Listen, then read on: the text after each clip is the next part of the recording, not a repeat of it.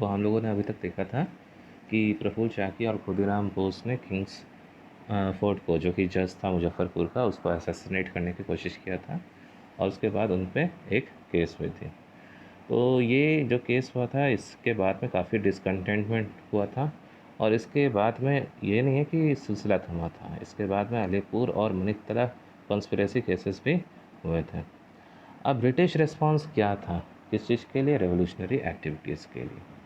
तो ब्रिटिश ने पास किया seditious meeting act in 1907, an explosive substance act कब किया था इन्होंने? ये 1908 में, and newspapers act in 1908 and 1910। Chronology देखिए। सेडेशियस मीटिंग एक्ट, कि आप लोग मीटिंग नहीं कर सकते हैं चुपचाप से, वो 1907 में था। एक्सप्लोसिव सब्सटेंस एक्ट 1908 में, और न्यूज़पेपर एक्ट 1908 और 1910 में। तो सारा जो फ्रीडम था उस पर रिस्ट्रिक्शंस लगाया जा रहा था, मीटिंग्स नहीं कर पा रहे थे, और न्यूज़पेपर्स का जो वर्नाकुलर मीडियम था उस पर भी रिस्ट्रिक्शंस वगैरह लगाया जा रहा था। However, all these acts could not discourage the revolutionaries, but with the outbreak of the World War I in 1914, when the British passed Defence of India rule, emergency was imposed in India, and this to large extent forced Indian revolutionary to go into hibernation. Though the Indian revolutionaries outside India continued the activities with more zeal. For example, Ghadar Party, जो कि operate करा था in America.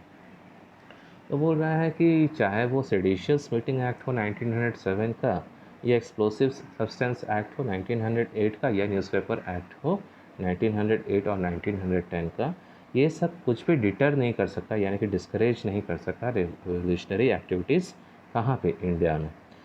लेकिन जब world war one break हुआ, और ये 1914 में ब्रेक हुआ था, तो उसके बाद ब्रिटिश ने डिफेंस ऑफ इंडिया एक्ट पास किया था, और इस एक्ट के बाद में, डिफेंस ऑफ इंडिया एक्ट के बाद में, इमरजेंसी इम्पोज कर दिया गया था इंडिया में। और इसके बाद जो रेवोल्यूशनरीज थे उनको वो फोर्स्ड हो गए कि वो लोग अंडरग्राउंड चले जाएं।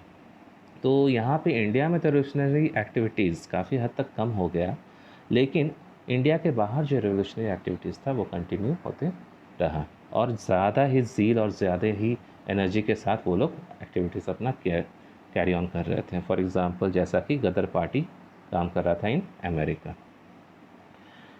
फिर है यहीं तक। और एक ये है कि देखो, कांग्रेस तो जो कि फॉर्म्ड हुआ था because of the initiatives taken by Indian intellectuals, जैसे कि एस एन बनर्जी और एओ ह्यूम। लेकिन A O Hume became more of a facilitator than a founder in its formation. तो ये जो है आप लोग मेंस में लिख सकते हैं कि जो कांग्रेस था, क्योंकि अगर आपको देना होगा एक कांग्रेस का फॉर्मेशन समझाइए, तो ये नहीं बोलेंगे कि Congress was found by AO Hume, नहीं। तो कांग्रेस का फॉर्मेशन जो हुआ था एओ ह्यूम से, A O Hume acted more as a facilitator than its founder, and the mastic in this, the fire in this was aroused by whom? S.N. Banerjee. Okay. And Congress was accepted and given legitimacy by the British, as they thought it would act as a safety valve to stage out popular resentment against the British.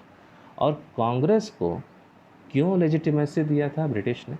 तो एओ Hume का ये भी था, ठीक है कि भाई safety valve theory है, तो ब्रिटिश को लगा कि whenever there will be sign and symbol of outbreak, the Congress will act as a platform from where they could see that some kind of issue is being aroused. तो यहाँ पे कांग्रेस से उनको पता चल जाता कि हाँ भाई कुछ प्रॉब्लम हो रहा है और ये कांग्रेस में दिख रहा है, तो हम लोग अब अलर्ट होना चाहिए। इसी कारण उन्होंने कांग्रेस को लेजिटिमेसी दिया था। So that's all for this topic. Thank you.